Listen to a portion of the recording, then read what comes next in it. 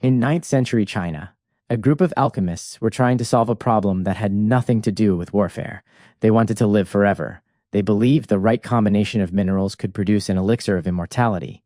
They spent years mixing, heating, and experimenting, following recipes passed down through generations of mystical tradition.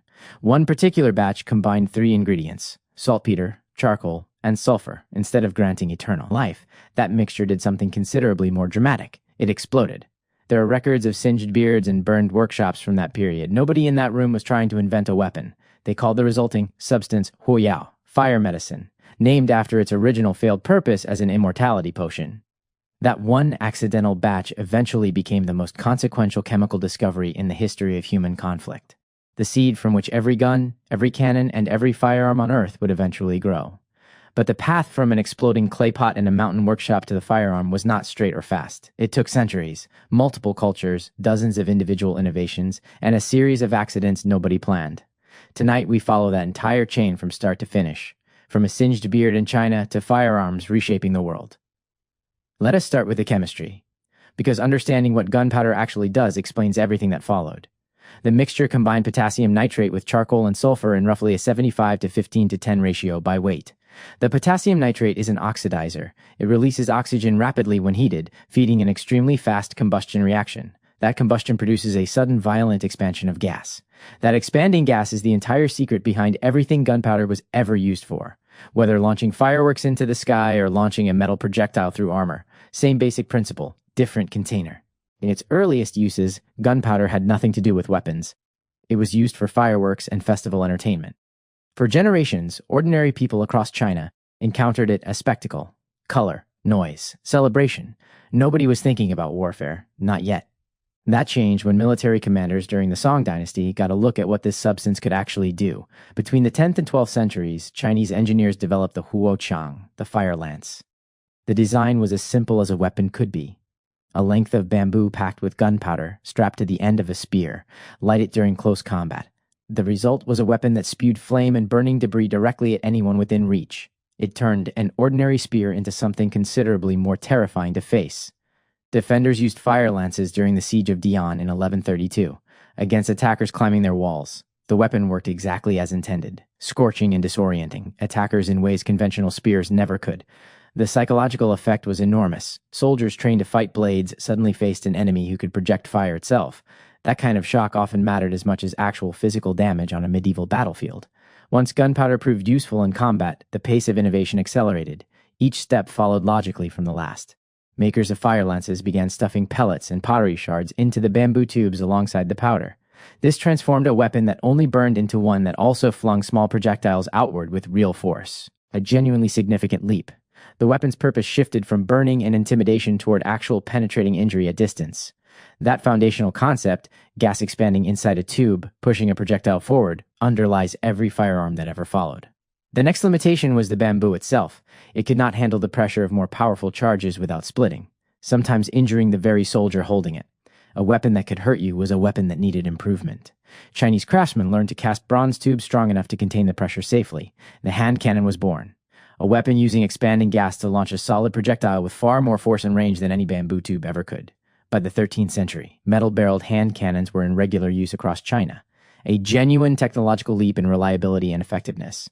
From bamboo tube to cast metal barrel, Chinese engineers also scaled the concept upward, producing larger devices capable of delivering high-impact explosions, weapons with names like the thunderclap bomb and heaven-shaking cannon, reducing fortified positions that had seemed unassailable. Then the Mongols arrived, and when they invaded China in the 1200s, they encountered these weapons firsthand. During the famous defense of Kaifeng in 1232, Chinese defenders used gunpowder weapons extensively against Mongol besiegers. The Mongols did not simply get defeated by the new technology, they absorbed it. Once they conquered China and established the Yuan dynasty, they carried gunpowder weaponry westward with them. This is one of history's most important and underappreciated technology transfers. Mongol military campaigns functioned almost like an accidental delivery system for Chinese technology, carrying gunpowder knowledge across enormous distances far faster than trade routes alone ever could. A Chinese invention spread across the entire breadth of Eurasia within just a few generations. Alongside hand cannons, Chinese engineers also developed rockets, gunpowder-propelled arrows, and projectiles. These rocket weapons traveled along separate routes, reaching Korea and India through different paths than hand cannons. The story of gunpowder does not just lead to the gun. It branches, one path toward the firearm, another toward the rocket, both rooted in the same accidental discovery made by alchemists who wanted nothing to do with either outcome. From China, gunpowder technology reached the Islamic world through military contact and trade in the 13th century, and from there toward Europe, traveling multiple overlapping routes simultaneously. Gunpowder was not the only major Chinese invention making this journey westward during this period. Paper, printing, the magnetic compass, all traveling the same general routes during the same centuries. Part of a larger flow of knowledge moving from east to west long before anyone coined the word globalization. Early European cannons bore such a close resemblance to Chinese designs that direct knowledge transfer seems almost certain. Once gunpowder technology reached Europe in the late 13th century, it landed in a landscape ready to be transformed. The transformation was not instant. Early European hand cannons were crude, slow to reload, and difficult to aim. Essentially a small cannon mounted awkwardly on a pole. You loaded powder and projectile into the open end, then touched a burning ember or slow cord to a small touch hole, and hoped the result went somewhere useful. But even in this crude form, the weapon carried psychological and practical impact that traditional weapons could not match. Castle walls that had stood for generations began falling to cannon fire. Mounted knights in heavy armor, dominant for centuries, found themselves vulnerable to a weapon that ignored their steel. Enough gunpowder-driven force could punch straight through plate armor regardless of its quality. The entire social order built around expensive, heavily armored cavalry began to wobble. A cheap weapon in the hands of a less expensively trained soldier could now neutralize an opponent who spent a lifetime preparing for traditional combat. This shift had consequences far beyond the battlefield. It reshaped the architecture of warfare itself. As cannons grew more powerful and effective against stone walls, traditional castle design became dangerously obsolete. Traditional castles were built around tall, thin walls meant to repel scaling attackers and arrows. Those same tall walls made perfect targets for cannon fire. The taller they stood, the harder they fell. Military engineers responded by developing the Star Fort, lower, angled, thickly reinforced fortifications, specifically designed to deflect and absorb cannon fire rather than simply standing tall and hoping. The medieval castle, which had dominated European landscapes for centuries, was replaced by something that looked almost nothing like it. All because of a weapon that originated half a world away in an alchemist's workshop. But cannons were large and heavy. The next challenge was bringing gunpowder firepower down to the individual soldier. The breakthrough came in the late 15th century with the invention of the matchlock mechanism. Before the matchlock, firing a hand cannon required two hands and awkward coordination. One hand to hold the weapon, the other to apply a burning ember to the touch hole, all while trying to aim at a moving target. The matchlock solved this elegantly. It attached a slow-burning cord to the weapon itself via a curved metal clamp. Pulling the trigger lowered the burning cord into a small pan of priming powder. The weapon fired automatically. For the first time, a soldier could hold and aim a gunpowder weapon with both hands right up until the moment of firing. This may sound like a modest tweak. It was genuinely transformative. It was the first mechanical firing device ever applied to a small arm. Aimed precision became possible for the first time. By the early 15th century, matchlock arquebuses were spreading across Western Europe rapidly. The Ottoman Empire incorporated matchlocks into the elite Janissary Corps, their most disciplined infantry. In 1543, Portuguese traders introduced matchlock technology to Japan. Japanese gunsmiths refined the design so thoroughly that Japanese matchlocks became regarded as some of the finest in the world. China itself eventually reabsorbed an improved version of its own original invention to defend against Mongol raids. A technology that began in China, traveled to Europe, improved there, then returned to China in better form. Matchlock muskets eventually became heavy enough to need a forked rest just to support the barrel while aiming, weighing as much as 25 pounds in some configurations, but capable of punching through plate armor at range. Traditional swords and pikes became increasingly irrelevant on an open battlefield where these weapons were present, but reloading took time. During that vulnerable window, the musketeer needed protection from melee attack. The solution was the pike and shot formation. Musketeers firing from behind rows of pikemen holding long spears. An elaborate choreographed tactical system requiring extensive training to coordinate effectively. This combination dominated European battlefields from the 16th into the early 17th century. The matchlock had one obvious persistent weakness. It required an open burning flame at all times, nearly useless in wet weather, gave away a soldier's position in darkness, required constant management. The wheel lock, developed in the early 16th century, addressed this by using a spinning wheel against pyrite to generate sparks. This eliminated the need for a constantly burning match, far more practical for cavalry who needed a ready weapon on horseback. But wheel locks were expensive and mechanically complex, too costly for ordinary infantry to carry in large numbers. Wealthier cavalrymen carried wheel locks. Ordinary infantry continued with the cheaper matchlock for generations. The true breakthrough came around 1610 to 1615. A French gunsmith named Morin le Bourgeois developed the flintlock. The flintlock used a spring-loaded hammer holding a piece of flint. The flint struck a steel plate called a frizzen. That impact generated sparks directly into the priming pan, igniting the charge. No open flame required at all. Faster than a matchlock, far more reliable in poor weather. No flame to maintain, no position given away in darkness. By the 1,630 seconds, the flintlock had spread rapidly across Europe, the Dutch States Army among the first to formally adopt it. Within decades, it had become the dominant firearm mechanism across essentially every major European military, a position it would hold for roughly 2 centuries, through colonial expansion, the Napoleonic Wars, and the American Revolution. The flintlock's arrival coincided with another crucial innovation: the socket bayonet. Earlier plug bayonets inserted directly into the muzzle. This meant you could not fire the gun with the bayonet attached. The socket bayonet attached around the outside of the barrel via a metal ring. The muzzle stayed clear. A soldier could now fix a bayonet and still fire the weapon normally, both functions in one weapon for the first time. The practical effect was enormous. Armies no longer needed dedicated pikemen protecting their musketeers. Every soldier carrying a flintlock and bayonet could function as both shooter and spearman as needed. Simpler training, simpler logistics, a fundamentally more versatile fighting force. The bayonet charge also carried its own distinct psychological weight on the battlefield. The sight of an advancing line with fixed bayonets often broke enemy morale before a single shot or thrust connected.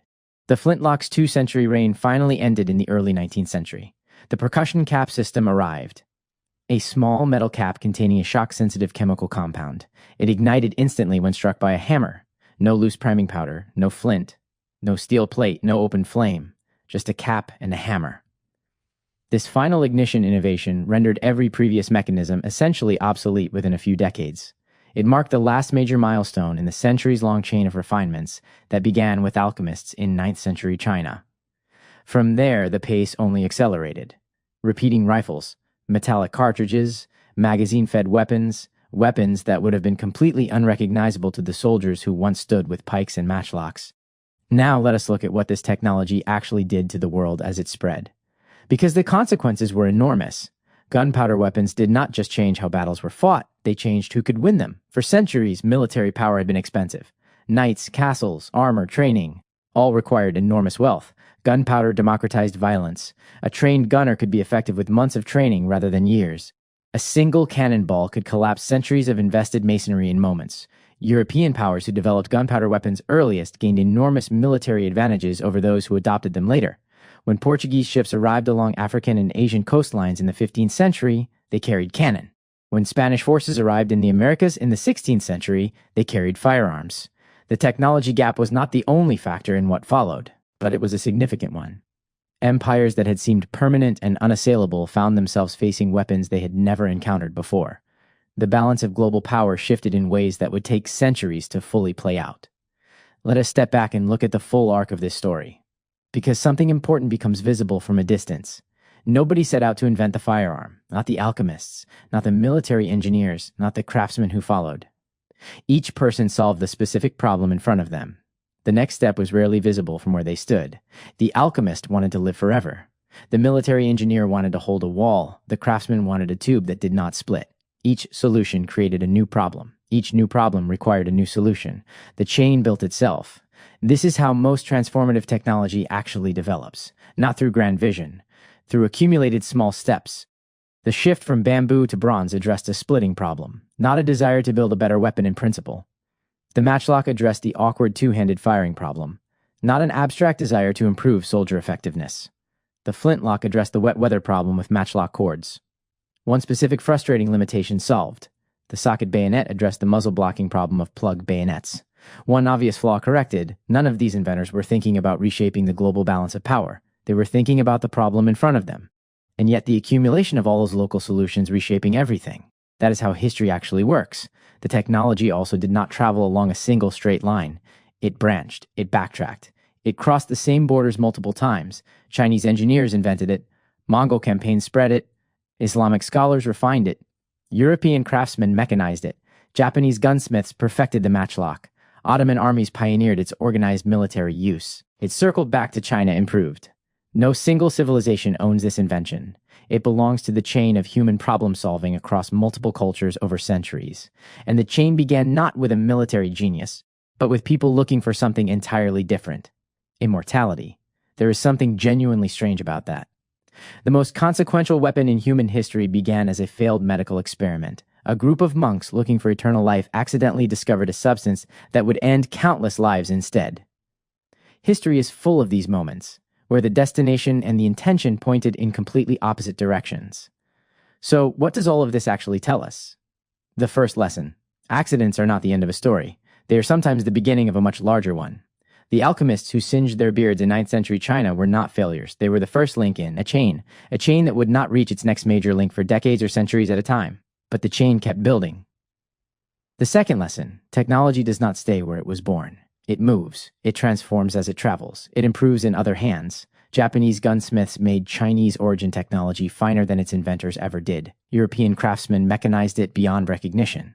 The country of origin is the start of a story, not the whole story. The third lesson.